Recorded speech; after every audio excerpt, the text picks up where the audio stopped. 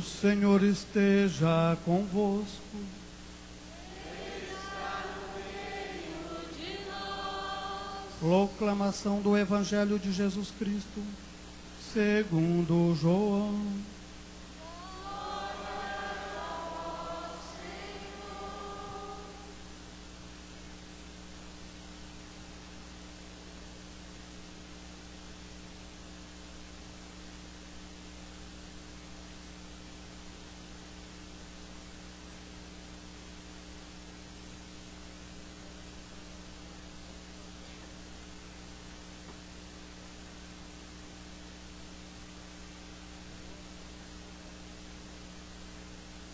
Antes da festa da Páscoa, Jesus sabia que tinha chegado a sua hora de passar deste mundo para o Pai.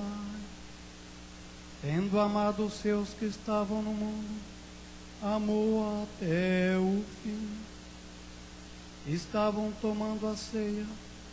O diabo já tinha posto no coração de Judas, filho de Simão Iscariotes, o propósito de entregar Jesus. Jesus, sabendo que o Pai tinha posto tudo em suas mãos e que de Deus tinha saído e para Deus voltava, levantou-se da mesa, tirou o manto, pegou uma toalha e amarrou-a na cintura,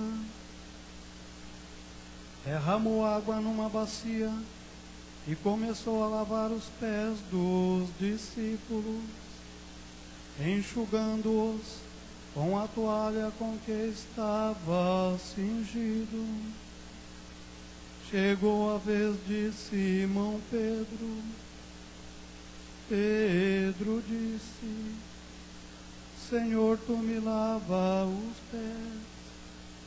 Respondeu Jesus: Agora não entendes o que estou fazendo, mais tarde compreenderás. Disse-lhe Pedro: Tu nunca me lavarás os pés.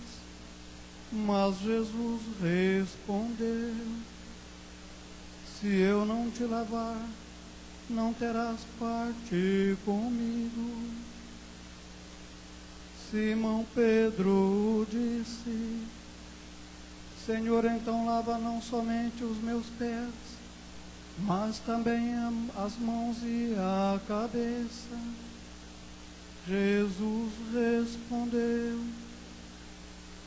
Quem já se banhou não precisa lavar senão os pés, porque já está todo limpo. Também vós estáis limpos, mas não todos. Jesus sabia quem o iria entregar, por isso disse: Nem todos estáis limpos. Depois de ter lavado os pés dos discípulos, Jesus vestiu o manto e sentou-se de novo e disse a seus discípulos: Compreendeis o que acabo de fazer? Vós me chamais mestre e Senhor, e dizeis bem, pois eu o sou. Portanto, se eu, Senhor e mestre, vos lavei os pés, também vós deveis lavar os pés um dos outros. Dei-vos exemplos, para que façais a mesma coisa que eu fiz. Palavra da salvação.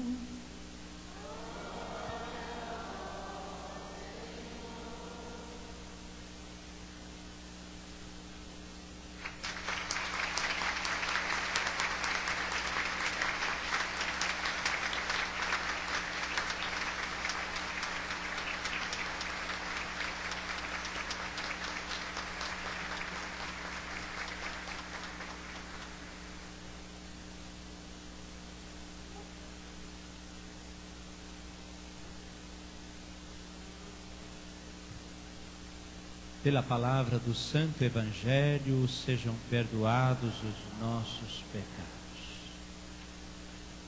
Eu gostaria, nesta noite, que é também uma noite santa, partilhar com vocês sobre a Eucaristia na vida do padre e também na vida da comunidade, já que hoje é um dia muito especial, tanto pela instituição da Eucaristia, quanto pelo ministério sacerdotal.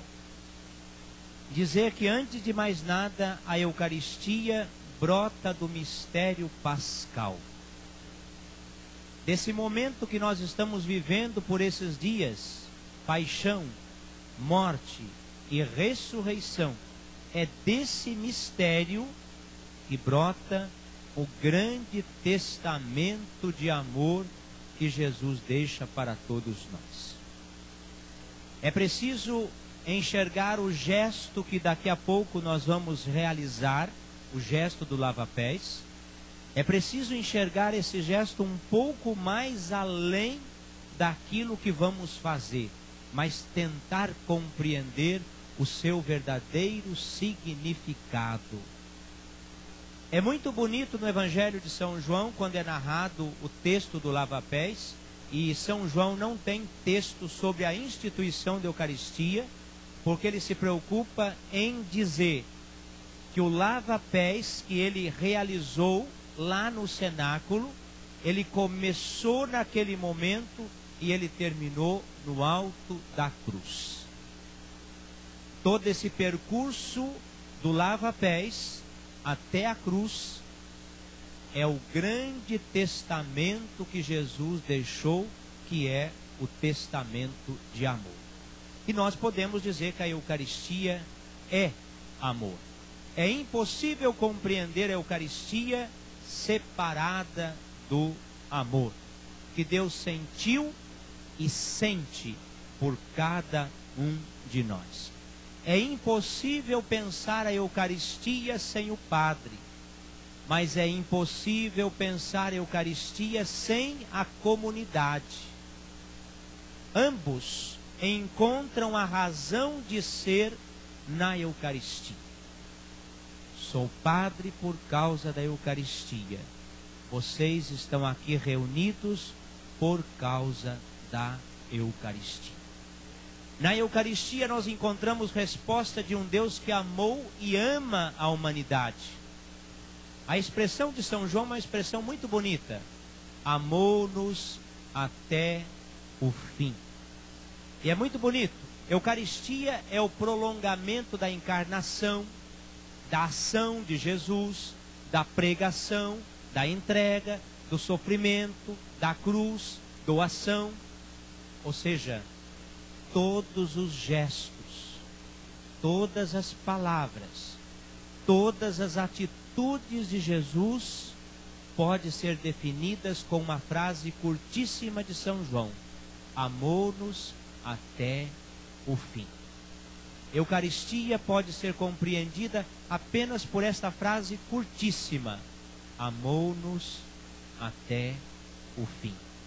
O amor de Deus por nós é tão grande que Ele mesmo quis nos alimentar, a ponto de nós podemos dizer que Jesus é o novo maná.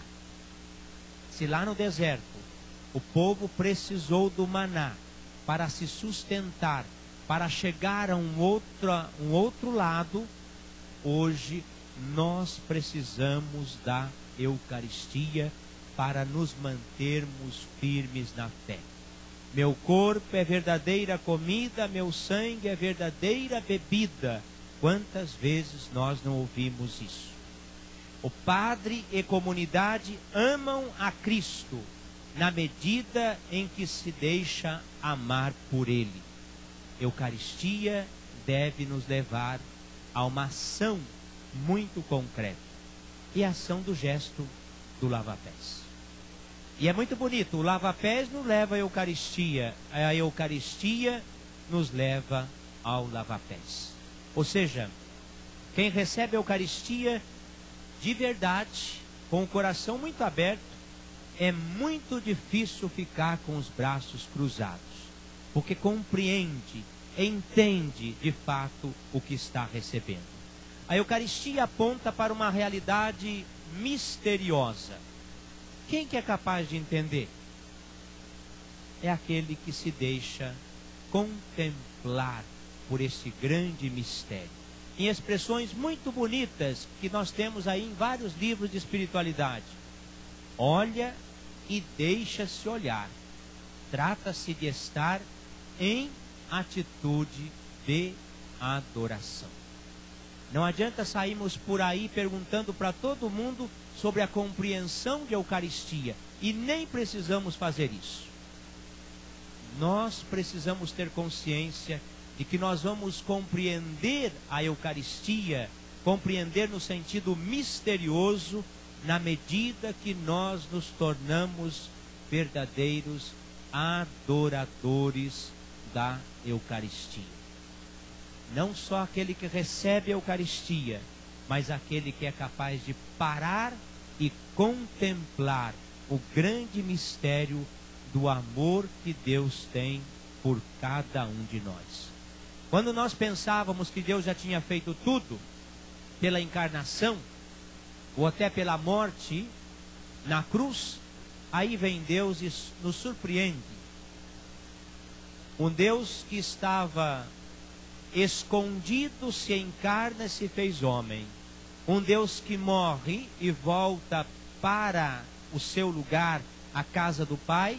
Ele continua muito presente, muito vivo, através da Eucaristia.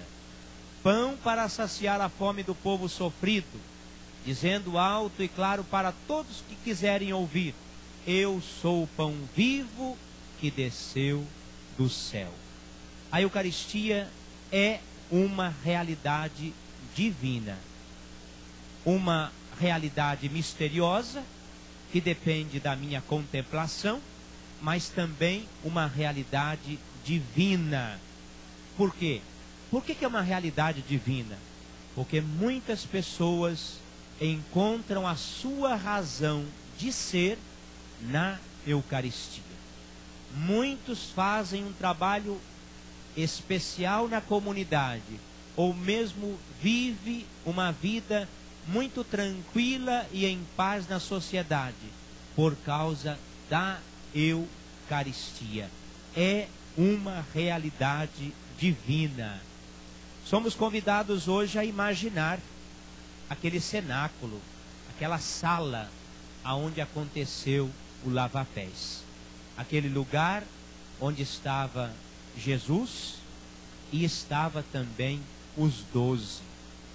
Mas não dá para imaginar que Maria não tivesse naquele momento, que as santas mulheres que sempre seguiram Jesus não tivessem naquele momento, ou que aqueles homens de bom coração também não tivessem naquele momento.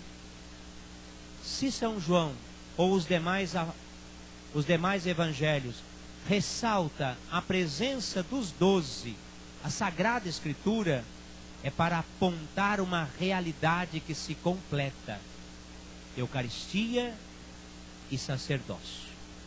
A Eucaristia faz o padre e o padre faz a Eucaristia. Vivemos da Eucaristia e para a Eucaristia. Devemos imaginar o seguinte: padre e comunidade. A proposta do tema para refletirmos foi essa: olhar um pouco para o padre, mas olhar também na mesma medida para a comunidade. E olhar de que maneira? Altar e cruz, morte e ressurreição, Eucaristia e amor. Nós sabemos muito bem que o nosso altar que nós celebramos missa nesse santuário, não há dúvida nenhuma que é a verdadeira cruz de Cristo. Não há dúvida nenhuma que no altar do Senhor, sempre, quando nós celebramos a Eucaristia, os nossos pecados, que é a morte, são sepultados com Cristo, mas ressuscita a cada um de nós quando nos despertamos para essa realidade e encontramos na Eucaristia essa presença divina. Em outro exemplo, de repente desanimamos por alguma coisa que vai acontecendo na nossa vida, de repente vem aquele ânimo. Não é só uma coisa humana, mas é uma realidade divina, porque buscamos, centramos a nossa vida naquele que pode oferecer para nós o que o mundo não pode oferecer. A comunidade surge pela ação do Espírito Santo, ou pela ação do Espírito do Cristo ressuscitado.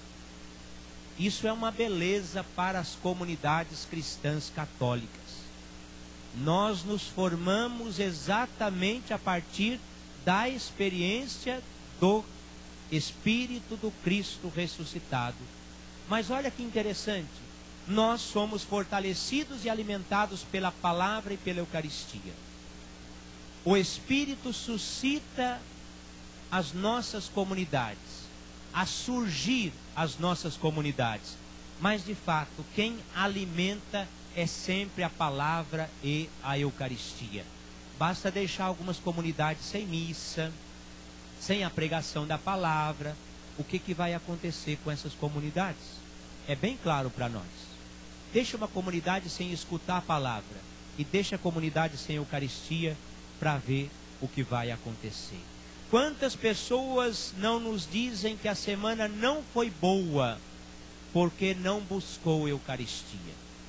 Quantas pessoas dizem de maneira muito clara: eu não sei ficar sem a Eucaristia? Quantas pessoas amam verdadeiramente Cristo presente na Eucaristia? Padre e comunidade, ambos se oferecem como hóstia viva, cada qual vivendo o seu estado de vida. Somos uma hóstia viva, cada um de nós, cada um na sua dimensão. Não há dúvida nenhuma que nós somos uma hóstia viva. A Eucaristia é altar e é cruz, como eu dizia, para a comunidade e também para o padre. Não são poucas vezes que o corpo e sangue de Cristo se misturam com as lágrimas daqueles que a recebem.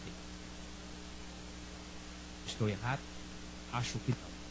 Eu repito, não são poucas as vezes que o corpo e sangue de Cristo se misturam com as lágrimas daqueles que a recebem. Nesses momentos, o padre e a comunidade se oferecem, e o sim de Cristo se torna também o nosso sim. Eucaristia é morte e ressurreição para a comunidade e para o padre. Se o grão de trigo não morre, não serve para nada.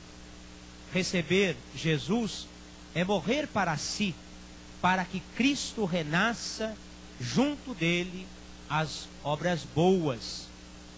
Lembremos aí de alguns momentos da vida de Jesus, e foram tantos, mas alguns descritos aí pelos evangelhos. Fracasso pastoral, que poderia ter levado a desistir, a agonia no Getsêmani, o Horto das Oliveiras, Jesus que sente uma angústia mortal, o Gólgota, a hora de Jesus, ou seja, a cruz. Não há dúvidas que a Eucaristia é um pedacinho do céu, mas para chegar a ele é preciso caminhar, morrer para si. Eucaristia não é um ato isolado da ação de Deus, mas tudo o que Cristo fez e continua fazendo. Ou seja, Jesus, ele não só instituiu a Eucaristia e voltou para a casa do Pai e deixou para nós um símbolo, mas ele continua muito presente, muito vivo em cada missa que nós celebramos, ou em cada Eucaristia que lá no setor você recebe, ou cada doentinho recebe a comunhão. Entremos na escola de Maria. Não podemos deixar de falar de Maria. Maria é aquela que pôde encaminhar e pode encaminhar tanto a comunidade quanto o padre para a Eucaristia. E por quê? Maria, ela praticou a sua fé eucarística. E por que podemos dizer que Maria, ela praticou a sua fé eucarística? Ela foi o primeiro sacrário vivo, recebeu Jesus no seu ventre. Entre o sim de Maria e o amém de cada crente que recebe a Eucaristia, há uma semelhança muito grande. Porque quando você entra na fila da comunhão e você diz amém para o diácono que está distribuindo, padre ou o ministro, você também, como Maria, está dizendo o seu sim. Ela foi o primeiro sacrário da história. Ainda invisível aos olhos dos homens, é bom a gente lembrar que Isabel, ela presta adoração a Jesus quando Maria vai à casa de Isabel, e lá há uma alegria contagiante na vida dela e na vida de João Batista. Podemos dizer que aconteceu lá um grande ato de adoração e de louvor pela presença de Jesus que estava na vida, que estava no seio de Maria. Aceitemos a companhia de Maria. Ela está presente na vida de nossas comunidades. E em cada missa que celebramos, por ela invocamos na oração eucarística. Já estou quase terminando. Na oração eucarística, há um momento que nós falamos de Maria. Vocês se lembram? E até uma reverência simples é feita, porque sabemos que há uma presença muito viva de Maria lá no céu, intercedendo por cada um que procura com o coração sincero estar sempre na presença de Jesus eucarístico. Eu sempre, quando preparo as minhas homilias, eu acabo escrevendo, mas dificilmente eu faço o que eu fiz hoje. Depois eu peço para Pascom, quem sabe colocar no site da paróquia, e aí semana que vem você pode, quem sabe, ler e reler esse texto, que acredito que vai ajudar a todos nós a continuar uma bela reflexão sobre o valor da Eucaristia, tanto para o padre quanto também para a comunidade. Nós vamos agora renovar, refazer aquele gesto simples, mas significativo do lava-pés. Eu queria convidar você, nesse momento, a trazer para esse momento e também na vida desses crismandos que foram escolhidos para o lava-pés, a experiência da sua própria vida. De quem você precisa lavar os pés? Para quem você precisa tornar-se servidor? Então não só vamos fazer o gesto do lava-pés, mas que você possa vivenciar na sua própria vida esse gesto. E dizendo para si mesmo, por que eu preciso também, como Cristo, me tornar um grande servidor? Sentados mesmos, vamos acompanhar esse momento muito significativo. E volto a repetir, o lava-pés ainda vai continuar na perspectiva de sacerdócio e comunidade. O padre não é responsável pela comunidade sozinho, mas o padre com a comunidade são sempre todos responsáveis uns pelos outros. E por isso prestem atenção no significado que vai acontecer agora no lava-pés. Volto a repetir, seguindo essa perspectiva, todos nós somos responsáveis uns pelos outros. Cantemos.